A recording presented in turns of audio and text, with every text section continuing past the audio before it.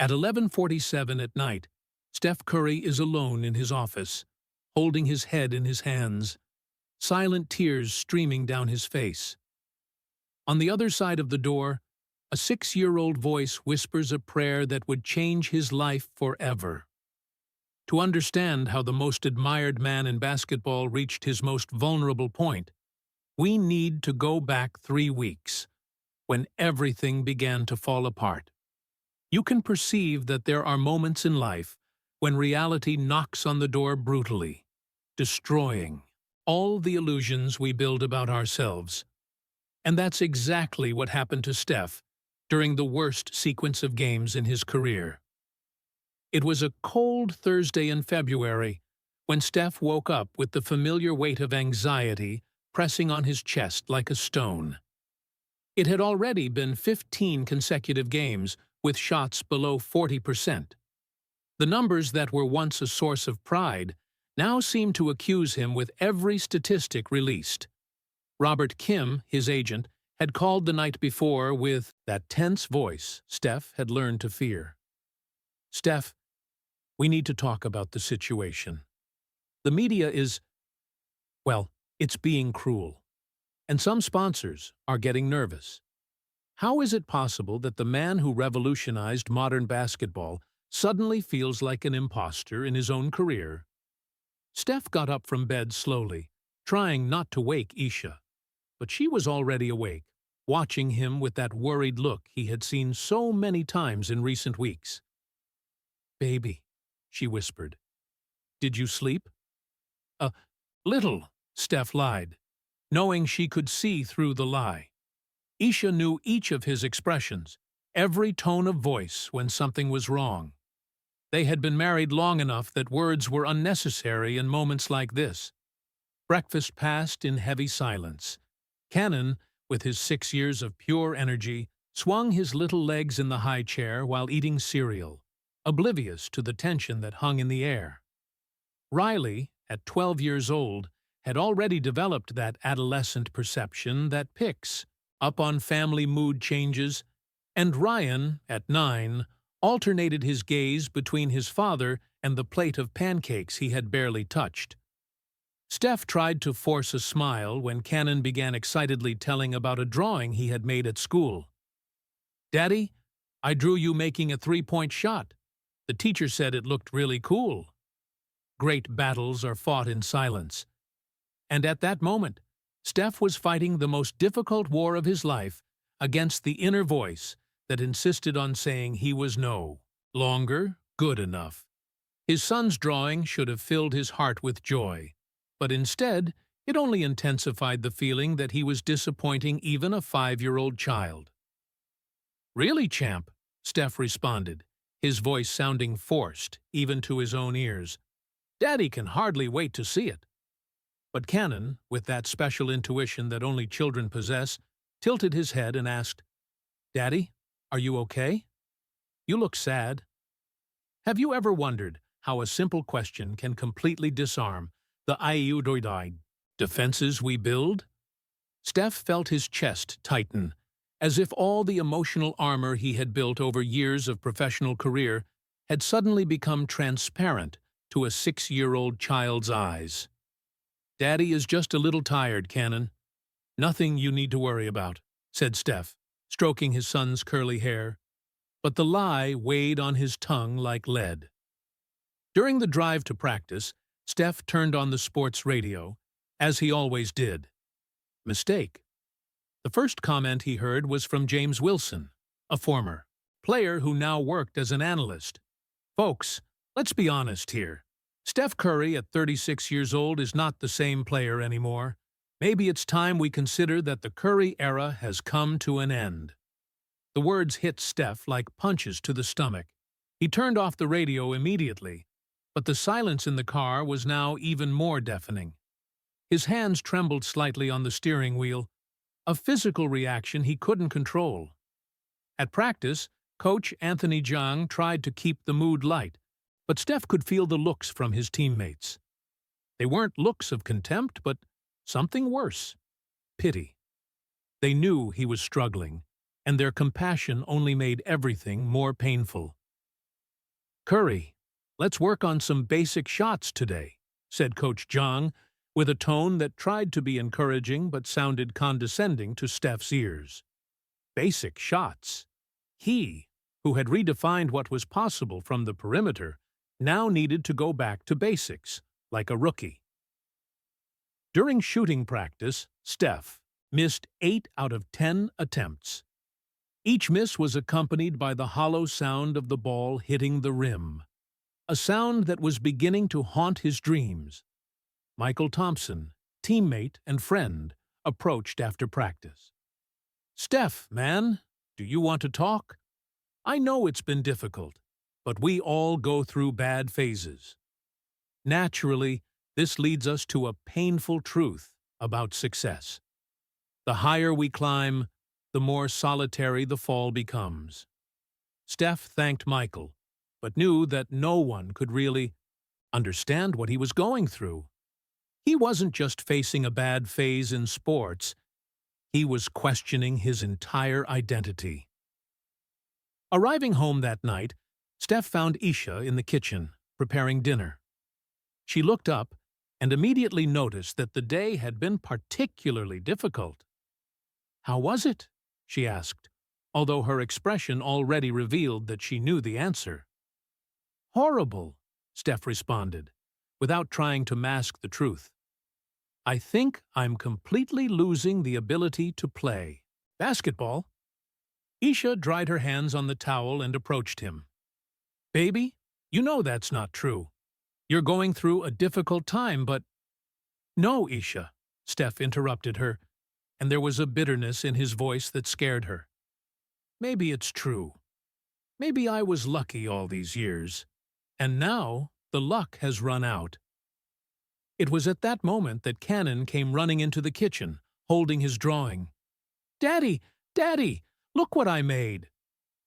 The drawing showed a figure in a warrior's jersey taking a rav shot with the word "Daddy" written in large, colorful letters underneath. In the corner, Canon had drawn bleachers full of small people, all with raised arms in celebration.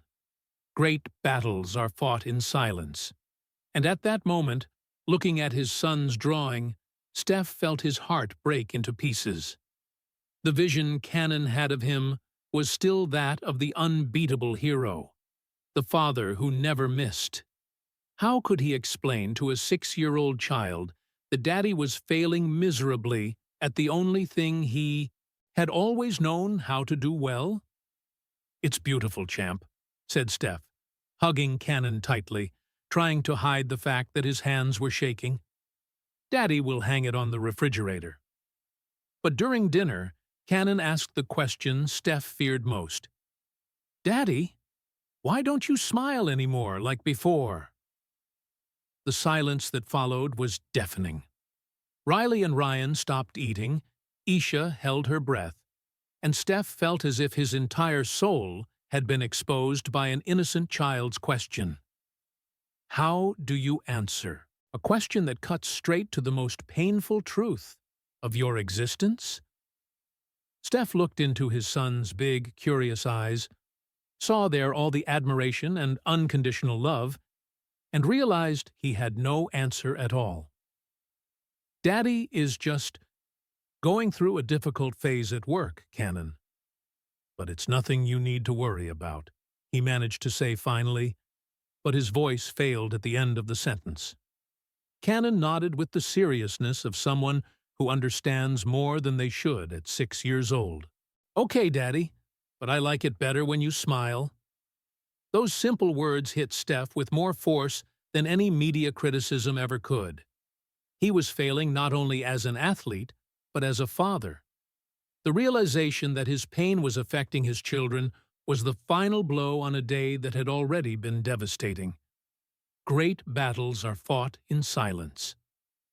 And that night, after putting the children to bed, Steph locked himself in his office, finally allowing the tears he had suppressed all day to flow freely. At 11:47 at night, he was alone, holding his head in his hands, when he heard small footsteps in the hallway. On the other side of the door, Canon's little voice whispered words he couldn't completely understand, but that sounded like a prayer. And it was in that moment of absolute vulnerability that Steph Curry discovered that sometimes we need to reach our lowest point so that true transformation can begin. But what Steph didn't expect was to discover that his crisis would go far beyond basketball. In fact, what was happening to him touched on the most fundamental question of human existence. Who are we when we remove all the layers we've built to define ourselves? The following days transformed into a torturous sequence of questionings that kept Steph awake until late hours.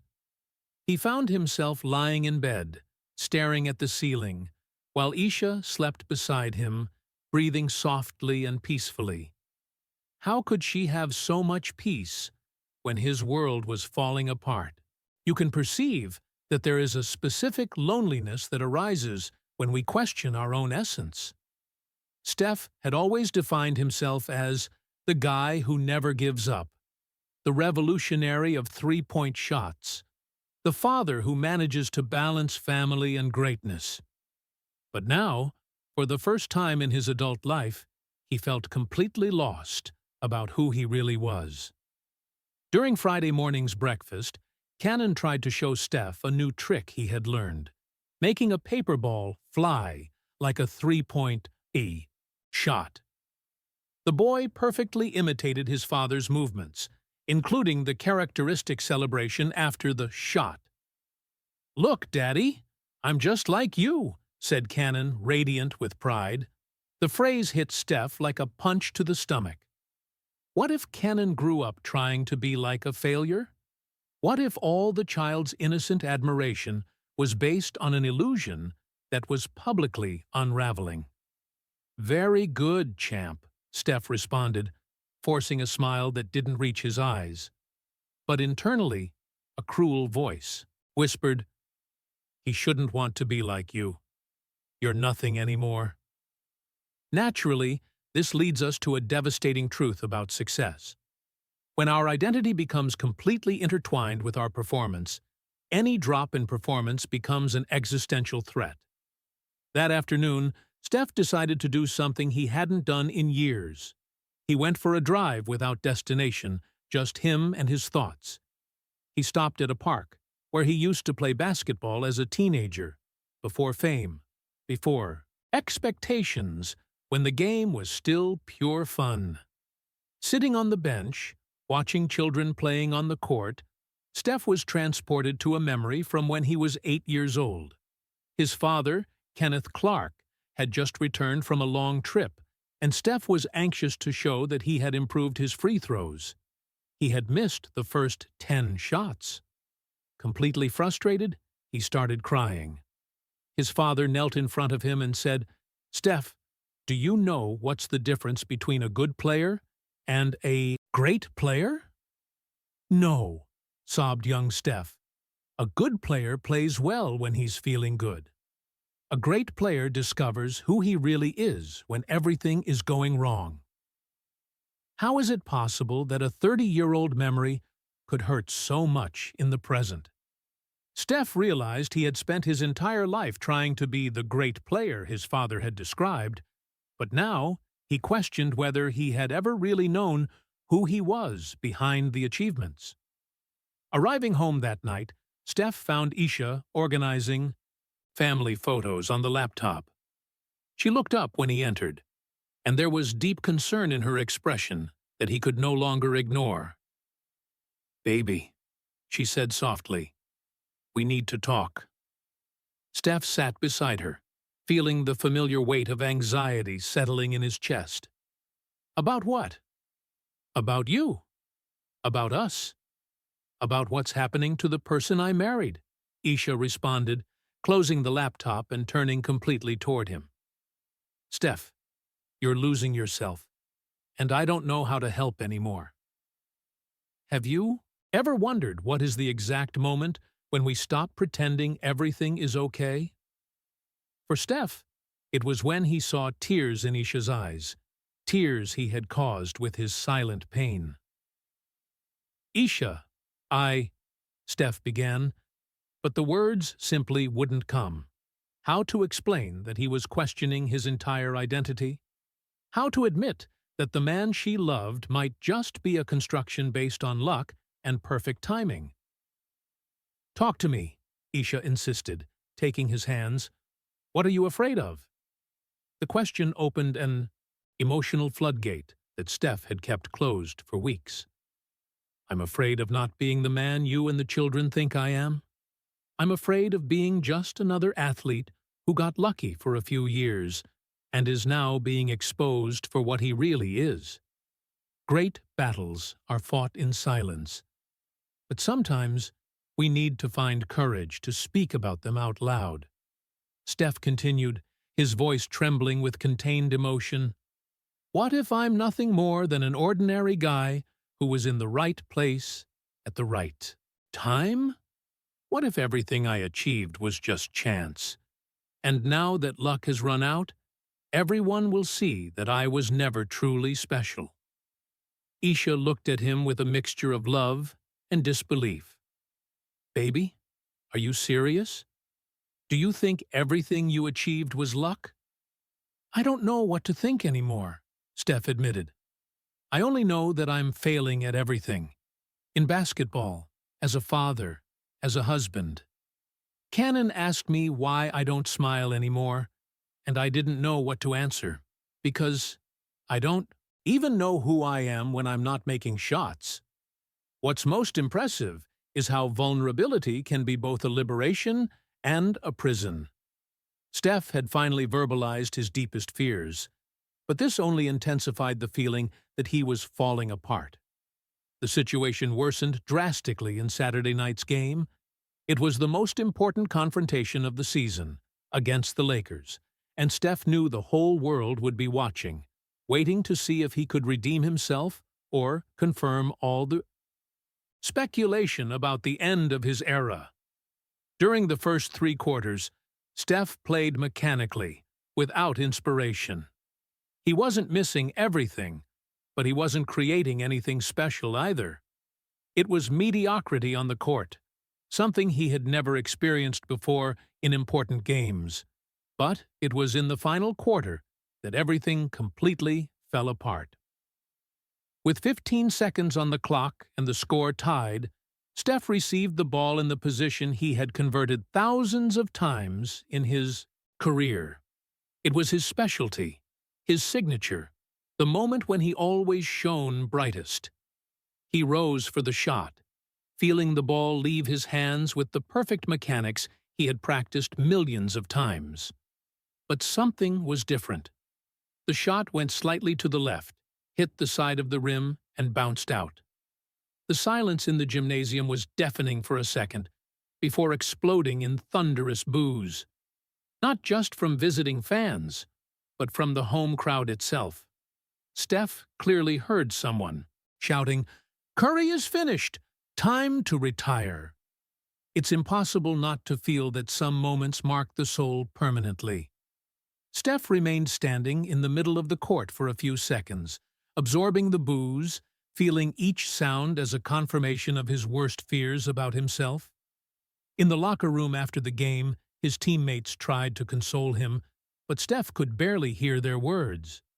Coach Anthony Jang approached and said, "Steph, this happens. Let's analyze the film and adjust some things." But Steph knew it wasn't about technical adjustments. It was something much deeper and scarier. During the press conference, the journalists were relentless. Nicholas White from ESPN asked directly, "Steph, do you believe you still have what it takes to be the leader of this team?" The question hung in the air like an accusation. Steph looked at the cameras, knowing millions of people were watching, including his children, and couldn't find a convincing answer even for himself. "I'll continue working and improving," he said mechanically, but even he could hear how empty his words sounded.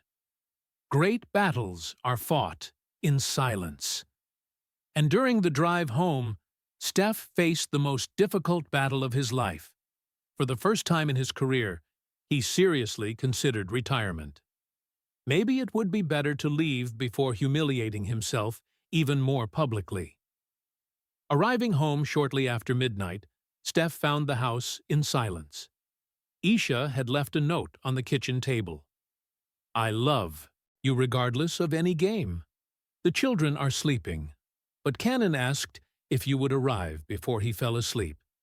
Talk to me when you're ready. A."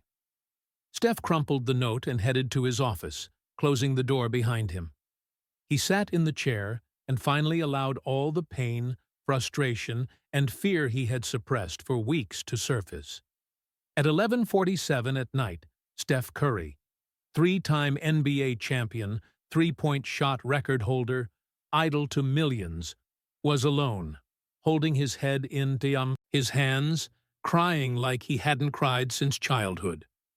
And it was exactly at that moment of absolute vulnerability that he heard small footsteps in the hallway and a little voice whispering on the other side of the door. A voice that was about to change his life forever. It's at 11:47 at night that the moment happens that will redefine Steph's life forever. A moment that will prove that sometimes the most powerful words in the universe come from the mouth of a 6-year-old child who simply loves his father. Steph was immersed in his pain when he heard the doorknob turning slowly. He quickly dried his eyes with his shirt sleeves, trying to compose an appearance that wouldn't reveal the devastating emotional state he was in. The door opened just a crack, and Canon's curly little head appeared in the opening. "Daddy?" he whispered, as if he wasn't sure if it was appropriate to interrupt. "Hi, champ," said Steph, forcing his voice to sound normal. "You should be sleeping. It's very late." Canon entered the office wearing his Spider-Man pajamas, his bare feet making almost no sound on the wooden floor. His big, curious eyes analyzed his father's face with that special perception that only children possess, the ability to see through any adult mask. "I heard you crying," said Canon simply, without judgment, just stating a fact. You can perceive that there is a brutal honesty in the way children observe the world. Steph felt his defenses completely crumble before that simple and direct statement. "Daddy wasn't crying, Canon. He was just thinking," Steph tried, but his voice trembled in the lie. Canon approached his father's chair, looking directly into his eyes with a seriousness that was both touching and disturbing for a 6-year-old child. "Mommy said that sometimes adults cry when they're very sad inside, and that it's okay," said Canon. "She said Daddy is going through a difficult time at work. What's most impressive is how a child can simplify complex truths in a way that cuts straight to the heart of the matter." Steph looked at his son, seeing there all the purity and unconditional love he had forgotten existed in the world. "It's true, champ. Daddy is going through a difficult moment," Steph admitted, surprising himself with his own honesty. Canon nodded gravely, as if he were processing very important information. Then, without any warning, he knelt beside his father's chair, put his little hands together, and closed his eyes. Steph remained completely still, not understanding what was happening. And then Canon began to speak, his small voice echoing in the silence of the office like the most sacred thing Steph had ever heard in his entire life. "Hi, God. It's Canon. I wanted to talk to you about my daddy." The words hit Steph like lightning. He hadn't expected this, wasn't prepared to witness something so pure and spontaneous. Canon continued, his voice full of the absolute sincerity that only children can have. "My daddy is very sad, God. He thinks he's not good anymore. But that's not true. He's the best daddy in the whole world." Great battles are fought in silence. But at that moment, Steph realized he was witnessing the most important battle of his life being fought by a 6-year-old child. kneeling beside him. He taught me to tie my shoes, takes me for ice cream when Mommy isn't looking, and always makes me laugh when I'm sad, Canon continued, completely unaware of the devastating impact his words were having on his father. And you know what, God? I don't care if he doesn't make all the shots. I like him because he's my daddy, not because he plays basketball. It's impossible not to feel that some truths are revealed only through absolute innocence. Steph felt tears beginning to flow down his face again, but this time they weren't tears of despair. They were tears of recognition, of a truth that had been obscured by months of self-pity. Canon's prayer continued. God, help my daddy. Remember that he's special, not because of trophies or people on TV. He's special because he's our daddy. Me, Riley, and Ryan love him when he wins and love him when he loses. How many times in life are we forced to confront truths that were right in front of us all along? Steph looked at his 6-year-old son and realized that Canon understood something about identity and self-worth that he had completely lost sight of. And God, said Canon, his voice becoming even softer, if people are being mean to my daddy, help them be nicer. Because they don't know him like I know him. They don't know that he makes funny voices when he reads stories, or that he always checks if I'm well covered before sleeping. But then Canon said something that broke Steph completely. God, make my daddy smile again. He doesn't need to win all the games. He just needs to be happy. Because when daddy smiles, our whole house becomes happier too. Naturally, this leads us to the most powerful truth about unconditional love. While Steph had spent months defining himself by his professional failures, his 6-year-old son saw him through a completely different lens, the lens of pure and simple love. The prayer continued. And God, if my daddy is afraid of something, show him that he doesn't need to be afraid, because he has us, and we'll love him forever, no matter what happens. Steph could no longer contain the sobs escaping from his chest. Canon opened his eyes and saw the tears streaming down his father's face, but instead of being alarmed, he simply continued, Thank you, God, for giving me the best daddy in the world. Help him remember that too. Amen. Have you ever wondered what is the sound of a heartbreaking and healing at the same time? For Steph, it was the silence that followed Canon's prayer, a silence filled with more love than he had felt in months. Canon stood up and, without saying a word, climbed into his father's lap and hugged him with all the strength his little arms could muster. Steph pressed him against his chest, feeling as if he were embracing not only his son, but also his own salvation. Canon, Steph managed to whisper through tears, Thank you. You're welcome, Daddy, Canon replied, nestling his head on his father's shoulder. You would do the same for me. What happened in the following minutes was a silent but profound transformation. While hugging his son, Steph began to see his life through Canon's eyes, not through the media's lens, not through fans' expectations, not through statistics or records, but through the unconditional love of a child who loved him simply for being who he was. Great battles are fought in silence. And at that moment, Steph realized he had been fighting the wrong battle all along. He had been fighting to prove his worth to the world, when he should have been fighting to remember the worth he already possessed in the eyes of the people who really mattered. Canon, said Steph, moving his son slightly to look into his eyes. You're right. Daddy forgot some important things. Like what? Canon asked, tilting his head with curiosity. Like that being your father is much more important than anything I do on a basketball court, Steph replied, and for the first time in months, he really believed his own words. Canon smiled, that radiant and pure smile that only children can give, and said, "I always knew that, Daddy. Sometimes adults take longer to understand obvious things. It's impossible not to feel that some of life's greatest revelations come through absolute simplicity." Steph laughed for the first time in weeks, a genuine laugh that came straight from the heart. "You're right, champ. Sometimes adults complicate very simple things." Canon yawned, finally showing signs of the sleep that had been interrupted by his mission to comfort his father. "Daddy, now will you be able to sleep?" "I think so," said Steph, standing up with Canon in his arms. "Let's put you to bed. And then, Daddy, we'll sleep, too."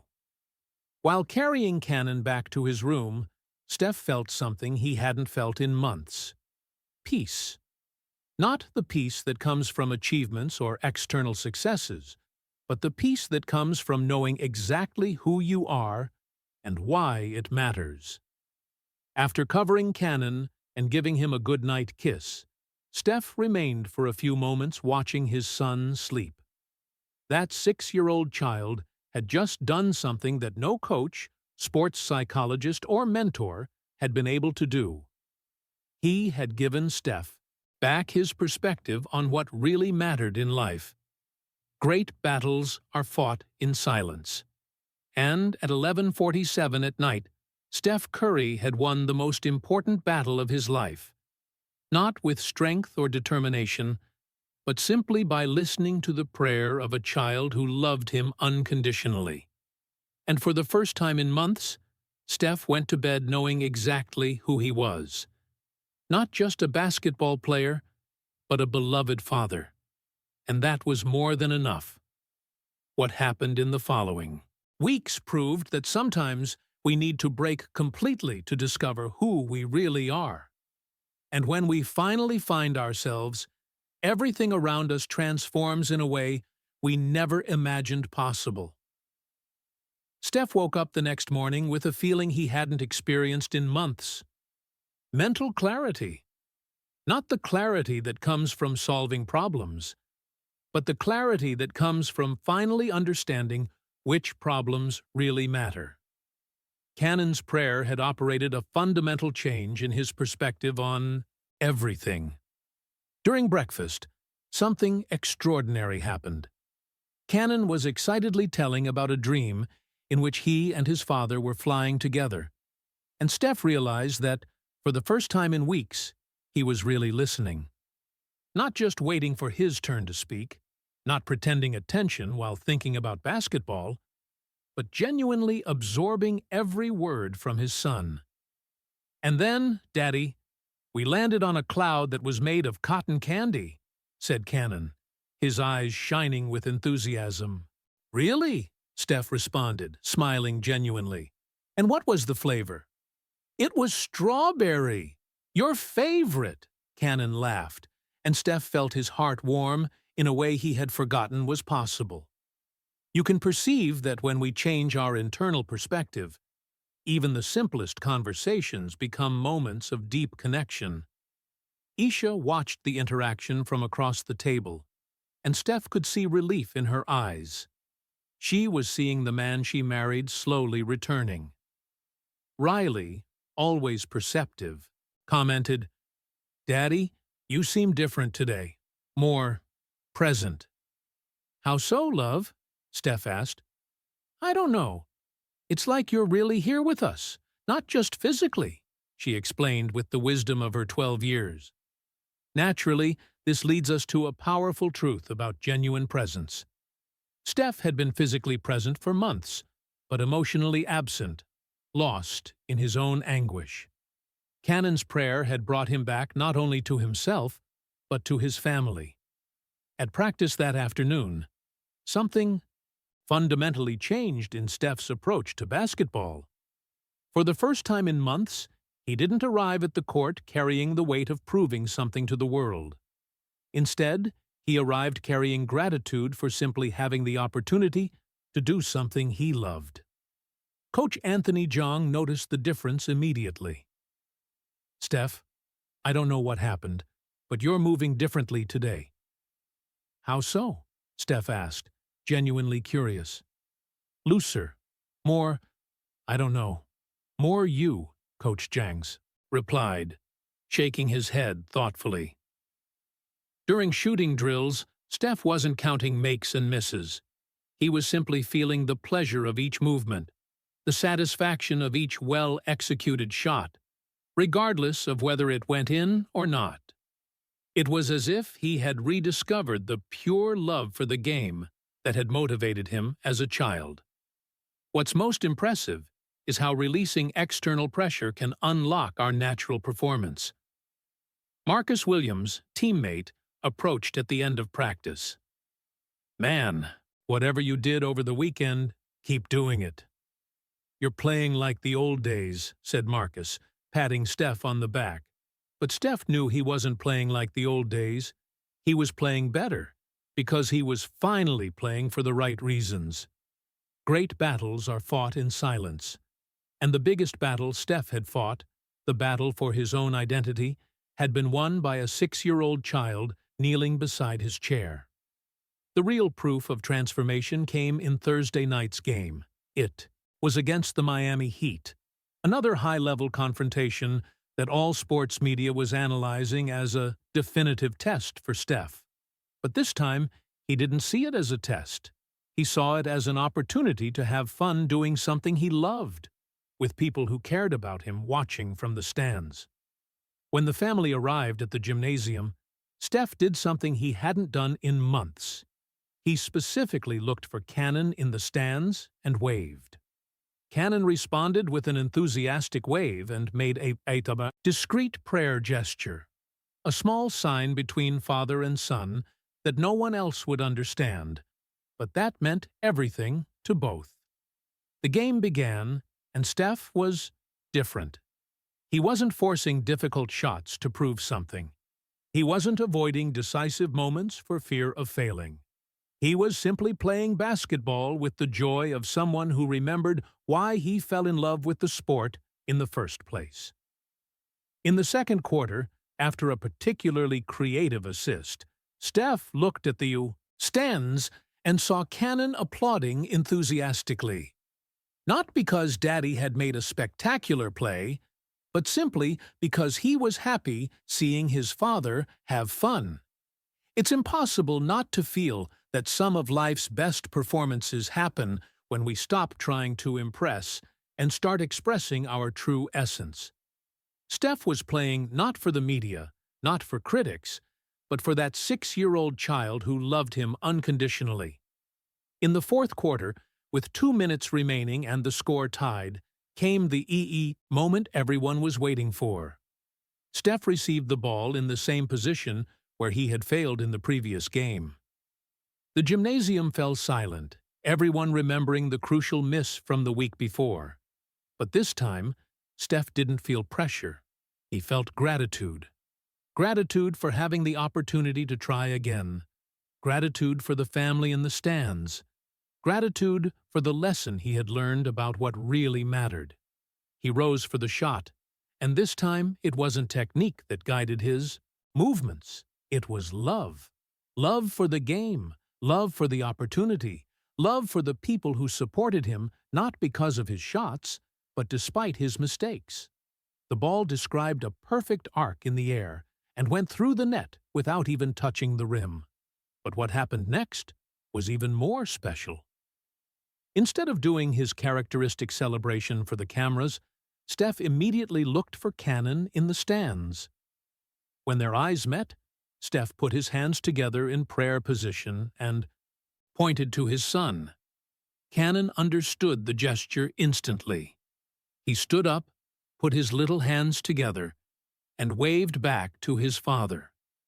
The camera captured the moment, but not even the whole world watching could completely understand the meaning of that silent exchange between father and son. How many times in life do we witness the exact moment when someone rediscovers themselves? The game ended with victory, but more important than that, it ended with Steph recovering something much more valuable than a victory: his joy of living. In the post-game interview, journalist Timothy Walker asked, "Steph, what changed since last week's game? You seemed like a completely different person on the court." Steph looked directly at the camera, knowing Canon was watching at home, and said, "I learned that being good at basketball is great, but being a good father is what really matters. And when you put priorities in the right order, everything else falls into place naturally." But the next question was even more direct. Was there any specific moment that caused this change in perspective? Steph smiled, thinking about Canon's prayer, and replied, "Let's say I received very special spiritual guidance from someone who loves me unconditionally." That night, when Steph arrived home, he found Canon still awake, waiting on the living room sofa. "Daddy!" Canon shouted, running into his arms. "You played just like that drawing I made. You were smiling." "I was smiling because I was thinking about you," said Steph, lifting Canon into his arms. "And you know what? It wouldn't matter if I had missed that shot. You would still love me the same way, wouldn't you?" "Of course," Canon replied, as if it were the most obvious thing in the world. "I love you because you're my daddy, remember? Not because you make shots. Great battles are fought in silence. And sometimes the most important victories are celebrated in the simplest way possible, with a hug from a child who sees us for who we really are." In the weeks that followed, Steph continued playing with that new perspective. Not all games were perfect. Not all shots went in. But something fundamental had changed. He was free from the prison of having to constantly prove his worth, because now he knew his worth didn't depend on his performance. What's most extraordinary is that this internal freedom translated into one of the best sequences of games in his career. When we stop forcing, we find our natural flow. But the real indicator of transformation came 3 months later, when Canon turned 6 and Steph was organizing his birthday party. In the middle of preparations, Canon approached his father with a serious expression. "Daddy," he said, "can I ask you something?" "Of course, champ. Anything." "Do you remember that night when you were sad and I prayed for you?" "I remember. How could I forget?" Canon smiled shyly. "That prayer worked, didn't it? You went back to smiling." Steph knelt in front of his son, looking directly into his eyes. "Canon, that prayer didn't just work. It changed my entire life. You taught me something I had forgotten, that being your father is the most important thing I do." "I already knew that," said Canon, laughing. "Sometimes adults take longer to understand simple things. It's impossible not to feel that life's greatest lessons come through absolute simplicity." Steph hugged his son, feeling deep gratitude for having received one of the greatest gifts a father can receive: the opportunity to rediscover himself through his own child's eyes. And that's how Steph Curry discovered that breaking down emotionally wasn't the end of his story. It was the beginning. The beginning of understanding that great battles are fought in silence, but the greatest victories are won when we learn to listen to prayers whispered by a child who loves us simply for being who we are.